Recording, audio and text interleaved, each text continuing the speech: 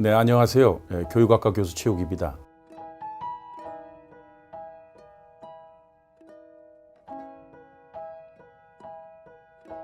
네, 저는 지금 4학년을 대상으로 교육공학 교직 과목을 수업하고 있습니다.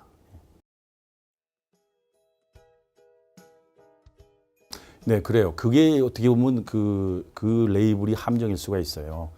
네, 이론 중심, 실기 중심 이렇게 나눠지는데 본인이 이론 중심이라고 해서 가지고 이론에만 너무 치우쳐 가지고 강의를 하게 되면요, 학생들에게 이 주의 집중을 일으키기도 굉장히 어렵고 또 수업에서 지속적으로 효과를 내기가 상당히 어렵거든요. 그래서 저도 처음 초반에 이 강의를 했을 때 바로 이론 중심으로 수업 내용을 편성해 가지고 실패를 봤던 그런 경험도 있기 때문에 이론 중심이지만은 이 학생들이 현장에 나가 가지고 초등교사로서 실제로 교육 현장에서 적용해서 활용할 수 있는 그런 실제적인 이론, 기법 위주로 교육 과정을 편성하는 것이 굉장히 중요한 첫 번째 출발점이라고 저는 생각합니다.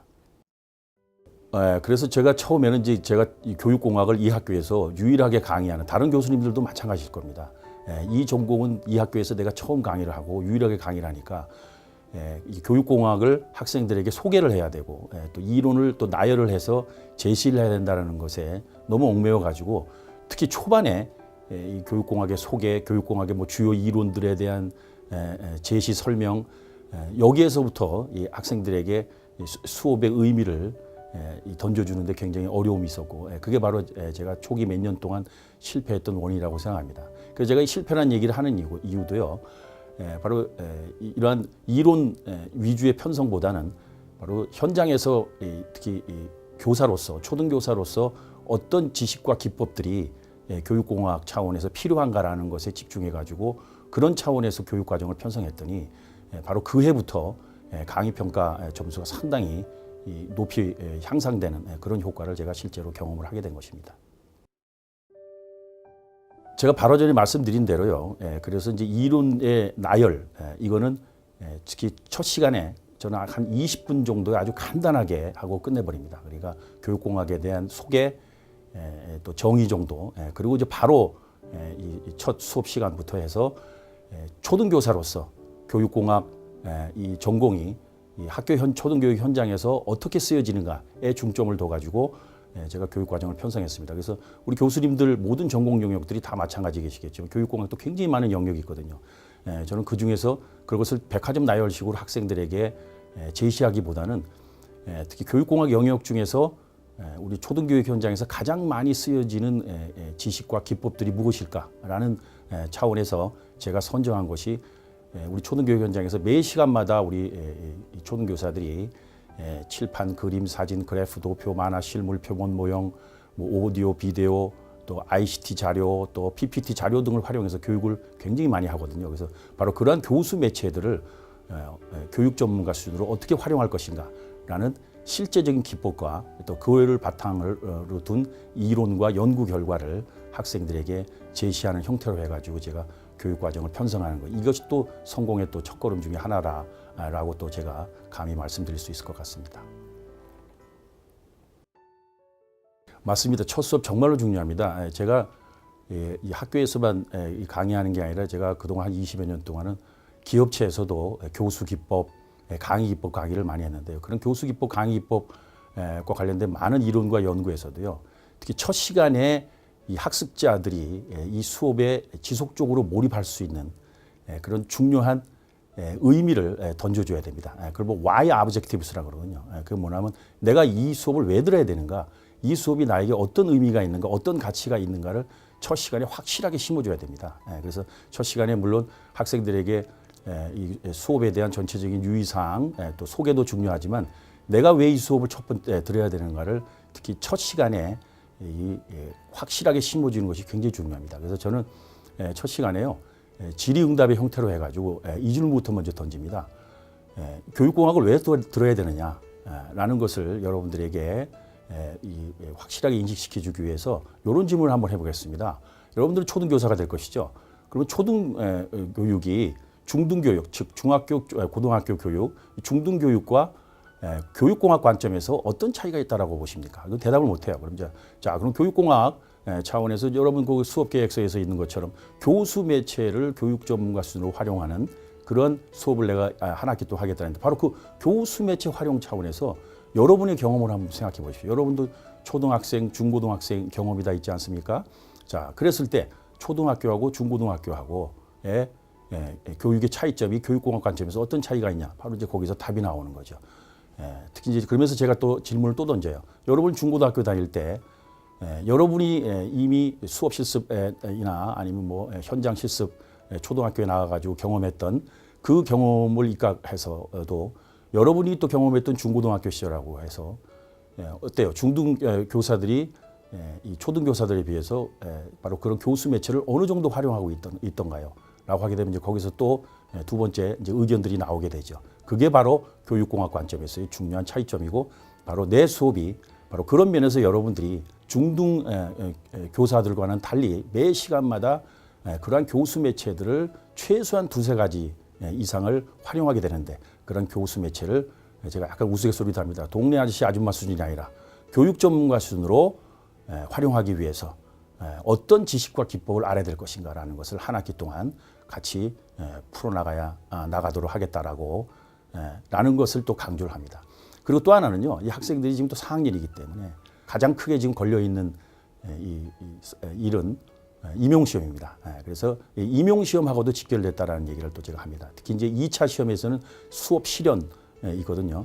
그 수업 실현에서도 당연히 수업 실현에서 보통 한 차시에 대해서 약안을 만들게 되는데 그 약안에서도 그냥 아이들에게 뭐 학원 강사처럼 그냥 칠판만 쓰고 수업을 할 것인가 그게 아니라 교수 매체를 어떤 교수 매체를 2차 시에 쓸 것이며 2차 시에 이 교수 매체를 어떻게 교육 전문가 수준으로 활용할 것인가라는 것도 약안에서 이 서술을 해줘야 되기 때문에 바로 내 수업을 듣게 되면 바로 여러분들이 2차 수업, 2차 시험, 임용 2차 시험에서도 도움이 될 것이다. 그리고 실제로 제가 그 학생들이 제 강의 평가한 것도 제가 몇 가지 소개를 합니다.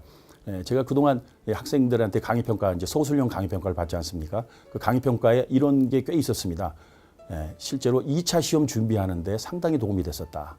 라는 그런 강의 평가 한 내용도 학생들에게 소개하면서 그래서 바로 내 수업이 학생들에게 이런 면에서 어떤 의미와 가치를 본인한테 던져주는가라는 것을 확실하게 심어주는 것으로 첫 시간을 전체적으로 제가 할애를 하고 있습니다. 예, 제가 이 수업을 이제 진행하면서요, 가장 중요한 것은요, 이 교수님들도 가르치는 분들의 다 공통된 고민인데 바로 주의 집중하게 만드는 겁니다. 그래서 이게 주의 집중이 제대로 안 되면요, 이게 또 문제가 뭐냐면 실제로 이제 이 교수 기법 관련된 많은 연구도 있지만 이게 전염성이 있어요. 한 학생이 또 주의 집중 안 하게 되면 그 옆에 다른 학생들도 같이 주의 집중도가 같이 떨어지거든요. 그래서 다 같이 주의 집중하게 만드는 것이 굉장히 중요한데요. 이건 제가 미국에서 제 지도 교수한테 아주 간단한 방법으로 배운 것이 있습니다. 바로 시선을 집중시키는 겁니다. 그래서 특히 수업 첫 시간부터 이제 산만한 학생들이 이제 보이기 시작합니다. 그 학생들에게 제가 미국에서 제가 가르쳤던 지도 교수님은요, 그 학생들 쳐다보면서 미소를 보내줘요. 그러니까 수업을 중단해버리고 미소를 보냅니다. 그러면 정말 나쁜 사람 빼고는 그런 학생이 있을 수가 없죠. 본인이 겸연쩍어서라도 그다음에 수업에 집중할 수밖에 없는. 그래서 저는 바로 중단하고 그 학생에게 미소를 보내는 그 힘이 얼마나 큰가라는 것을 제가 지도 교수님한테 배웠거든요. 그래서 이거는요, 제가 이건 요즘 학생들 말로 강추입니다. 교수님들에게 정말 강추입니다. 그러니까 특히 초반에 요렇게 해가지고 딱 분위기를 잡아나가면요, 이 뒤에는 제 수업에서 이 집중도가 상당히 높아지는 것을 제 스스로 지금 20몇 년 동안 강사 시절부터 경험하고 있고, 그러니까 잡담하거나 또 딴짓하거나 이런 학생들이 있으면 쳐다봐주고 미소를 보내주면요, 그리고 그 시간이 수업이 이제 이 흐름이 깨지는 것 같은데 절대 그렇지 않습니다.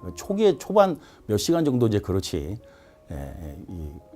수업 집중도를 높이는데 굉장히 좋고요. 또 그런데도 또 잡담을 하게 되면 저는 이렇게 합니다.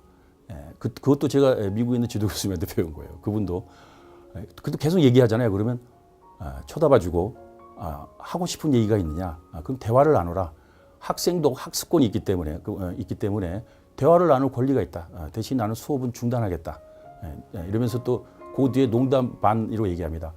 조금 수업 늦게 끝나면 되니까 자 얘기하세요. 그러면 학생도 정말 나쁜 마음을 가지고 있지 않은 다른 클래스메이트들에게 피해를 주지 않기 위해서도 본인이 잡담을 안 하게 되는 그러면서 집중도가 상당히 높아지는 것을 제가 경험했습니다. 그래서 그것도 굉장히 중요하고요. 또 하나는요. 컨텐츠 차원입니다.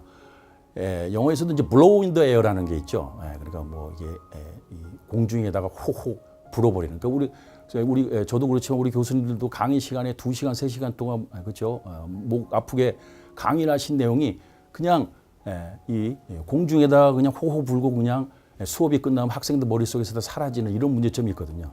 그래서 이건 기업체에서도 마찬가지입니다. 성인들도 무슨 강연의 형태로 해가지고 계속 설명한다고 해서 그 성인들이 그 내용을 자기 스스로 다 받아가지고 자기가 업무 현장에서 절대로 적용 안 합니다. 프랙티스를 해야 됩니다. 그래서 제가 이제 기업체 가서도 강의법 얘기할 때요. 수업 교육을 하면서 강사들 거기 이제 사례 강사분들한테 꼭 얘기한 게 겁니다. 3가지 중요한 내용이 있다. 그래서 그걸 3단어로 얘기할 수 있다. practice, practice, practice라고 제가 얘기합니다. 그래서 바로 그 수업 시간에서 배운 내용을 바로 특히 핵심 내용은 수업이 끝나기 전에 간단한 프랙티스를 통해 가지고 연습을 통해 가지고 조금이라도 습득을 하고 나갈 수 있게 하는 그 기법을 저는 매 시간마다 씁니다. 그래서 제가 좀 2학점짜리지만 4학년 수업이니까 지금 3시간씩 수업하는 거 알고 계시잖아요. 그죠? 제가 그래서 3시간 수업 중에 한 20분 내지 30분 남겨놓고 한 2시간 20분, 2시간 반 정도는 제가 수업을 합니다. 그러고 나서는 물론 중간에 이제 토론도 시키지만 대부분 그렇게 하고 나서 마지막 20분 내지 30분은 제가 학생들한테 이렇게 얘기합니다. 이제 내 볼게임은 끝났다. 이제 유어 볼게임이다. 여러분들의 볼게임이다. 지금까지 내가 강의한 내용을 바로 여러분들이 이제 확실하게 습득하고 그리고 교육 현장에 나가서 적용할 수 있는 준비를 하는 시간이다. 이렇게 하면서 제가 주로 이제 많이 시키는 토론 주제가 뭐냐면요. 지금까지 들었던 내 수업 내용, 특히 예를 들면 오늘 이제 비디오 활용 수업 기법 또 오디오 활용 수업 기법에 대해서 배웠다라면 바로 우리 초등교육 현장에서 여러분들이 지금까지 경험했던 스스로 초등학생, 중학생, 고등학생이 돼서 경험했던 그 교사들 중에서 내가 오늘 수업한 것 중에서 또 비슷하게 잘했던 거 있을 거다. 베스트 example. 그리고 또 여러분들이 또 교육 현장에 나가서 또 실습도 하고 또 초중고등학교 학생으로서 또 내가 내 수업을 오늘 들어보니까 비디오 활용, 오디오 활용 차원에서 우리 선생님이 또 그동안에 이런 것도 잘못된 것 같다. 또 여러분들이 대학을 다니면서 또 발표 수업했을 때도 또 그런 오디오 비디오를 썼을 때 이런 거는 또 잘한 것 같다. 잘못된 것 같다. 베스트 example 3개, 예를 들면 그죠? bad example 3개 이렇게 해가지고 자신의 직간접 경험을 교육 현장의 직간접 경험을 도출해 보라 그래가지고 그것을 개별적으로 도출할 시간을 꼭 줍니다. 그래서 굉장히 중요합니다. 개별적으로 먼저 도출하게 하려고 해서 한 10분 정도 시간을 주면요. 제가 2시간 동안 강의했던 그 내용의 PPT 자료 자기가 필기했던 내용들을 하나씩 보면서요. 거기서 스스로 또 복습이 돼요. 그러면서 거기서 또 본인이 또 그 현장 연계돼 가지고 또 그런 이 중요한 이그젠플들을 도출하고 나서 그리고 이제 모여서 서로 토론의 형태로 해가지고 돌아가면서 그 내용들을 서로 공유하게 하는 바로 이런 형태로 해가지고 되도록이면은 그 수업에 있던 그 시간에 배운 내용들을 조금이라도 현장과 연계돼 가지고 습득해 나가게 하도록 하는 것이 제가 또 강의에서 중점을 두는 사항입니다. 팀플 굉장히 중요하죠. 근데 이 팀플을 하는 주요 목적은 학생 개인이 혼자 어떤 과제를 수행하거나 또 학습을 하게 되면 유아 독존에 빠지고 싶고 지식이나 이 관점 차원에서 좀 더 폭넓은 그런 지식이나 관점을 가지기 어렵기 때문에 그래서 이 팀플을 하게 되는데요. 그러면서 이게 팀플을 하고 이제 과제를 하게 되면서 서로 충분히 공헌을 해줘야 되고 이제 컨트리뷰션이라고 저도 이제 수업 시간에 강조를 하는데 이 컨트리뷰션이 이루어지지 않으면 팀플이 의미가 없어지게 됩니다. 그래서 저도 처음 몇 년 동안은 이 팀의 형태로 해가지고 과제를 만들고 하는 했는데 그게 그리 큰 효과를 보기가 좀 어렵더라고요. 그래서 저는 그것보다는 이 수업 시간에 학생들이 제가 주어진 주제를 중심으로 해가지고 자신의 경험을 저의 강의 내용과 연계해가지고 같이 공유하게 하는, 그러면서 자신의 관점과 기존의 경험과 지식을 공유하고 하게 하는 그런 면에 중점을 둬서 팀플을 하게 되니까 훨씬 더 팀플의 효과성을 더 많이 거두는 것 같습니다. 그리고 제가 이 팀플 차원에서 학생들이 토론을 할 때도 제가 계속 지속적으로 강조하는 게 두 가지입니다. 특히 첫 번째는요, 특히 이제 팀플 차원에서 서로 이제 수업 시간 이제 토론을 하게 하는데, 그럴 때 토론 주제를 주고 바로 토론하라 그러면요, 순발력이 있고 또 그 해당 주제에 대해서 이미 지식이나 경험을 잘 가진 학생들은 얘기를 하지만 그렇지 못하는 경우가 있거든요. 그래서 먼저 개별적으로 정리할 시간을 저는 먼저 줍니다. 그래서 아주 간단한 토론 같은 건 2, 3분, 좀 더 긴 토론 같은 건 5분 정도 개별적으로 그 주제에 대해서 자신이 얘기할 것, 자신이 또 주장할 것에 대해서 충분히 정리할 시간을 주고, 물론 그 내용과 관련해 가지고 먼저 제가 이제 강의를 하게 되죠. 그래서 그 차원에서 충분히 정리를 하게 되면요, 자신이 이 정리가 되고 또 아는 게 있게 되면은 자연스럽게 또 이 컨트리뷰션, 즉 팀을 위해서 공헌을 하게 되는 거거든요. 그래서 제가 그 점을 굉장히 중요시 여깁니다. 예, 맞습니다. 그 굉장히 민감하고 이게 또 임용시험 점수에도 그대로 반영되기 때문에 굉장히 민감하기 때문에 여기에서도 교수로서 저는 좀 심혈을 기울이는 편입니다. 그래서 제가요, 저는 이제 강의 첫 시간부터 해서 평가까지 전체 차원에서 제가 좀 심혈을 좀 기울이는 거는요, 첫 시간에 저는 솔직하게 학생들에게 양해를 구합니다. 제가 이제 또 고대 출신이라면서 얘기도 합니다. 고대에서는 상대 평가가 아니기 때문에 저는 과제를 많이 내주고 공부를 많이 시키고 대신 학점은 내가 한 4분의 3 이상 A를 주고 이랬다. 근데 여기서는 그렇게 주고 싶어도 못 준다. 그래서 그런 상대평가에 아픔이 있기 때문에, 그래서 여러분들 중에서 혹시 내 수업을 듣고 나서 B 이상을 받았으면 내 마음속에서는 A였다라고 그렇게 생각해 주시고, 그런 면에서 양해를 구한다라고 얘기하고요. 그리고 저는 또 첫 시간, 둘째 시간이죠. 둘째 시간에 기말 시험 문제를 공개를 합니다.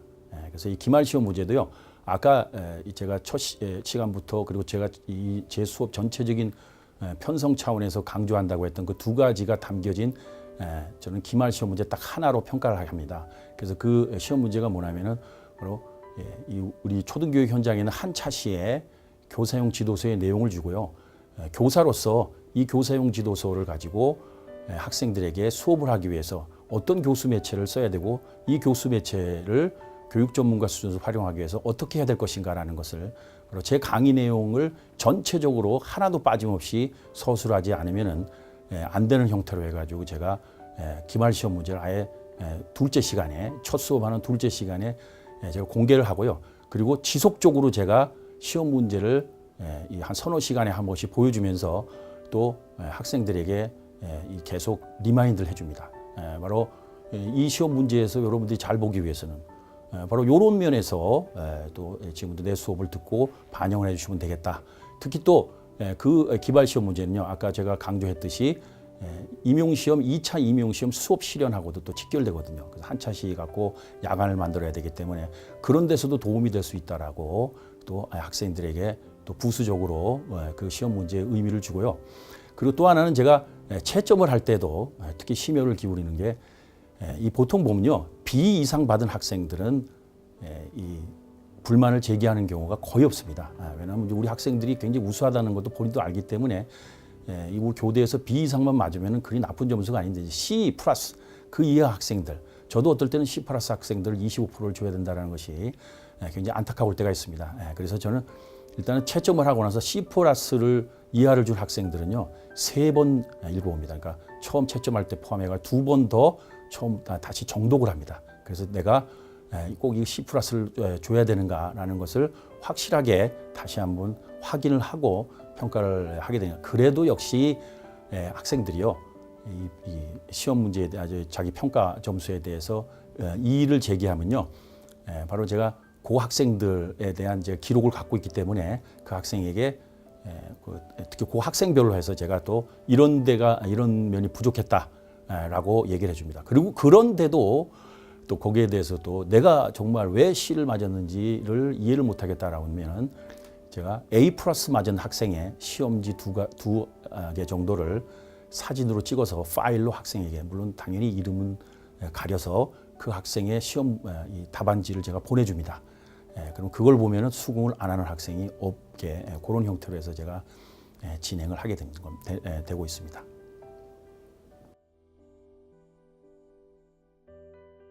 네, 강의법 개선을 위해서는요, 일단 제일 먼저는요, 일단 강단에 섰던 그 시간 동안 이 교수의 신체, 정신이 최고적으로 건강해야 됩니다. 저는 그래서 물론 뭐 다른 교수님도 마찬가지겠지만은 저는 첫날, 그러니까 이게 수업하는 그 전날부터 너무 거창한 얘기일지 모르죠. 수도승의 자세라고 할까요?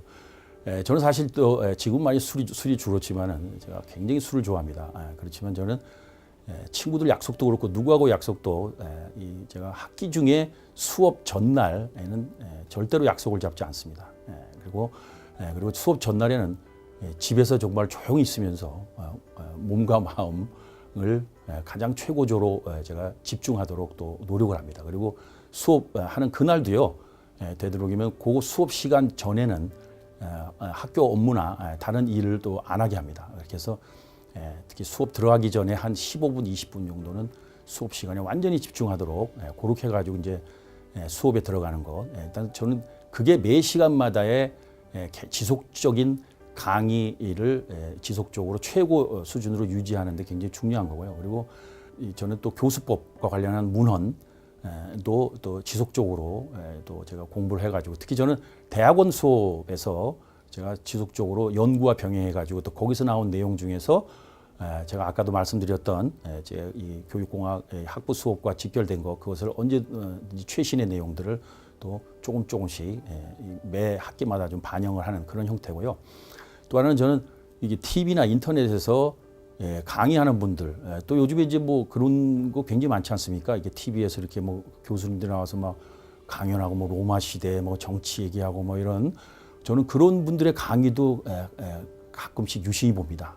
그러면서 책에 나오지 않은, 그러니까 살아있는 이 강의를 잘하는 분들의 모습은 어떻고 어떤 태인가, 그런 것도 제가 보고 제 수업에도 반영하려고 지속적으로 노력을 하고 있습니다. 네, 제가 지속적으로 강의 평가를 잘 받은 거는 일단 지금까지 제가 말씀드렸던, 그러니까 all of the above라고 말씀드리겠습니다.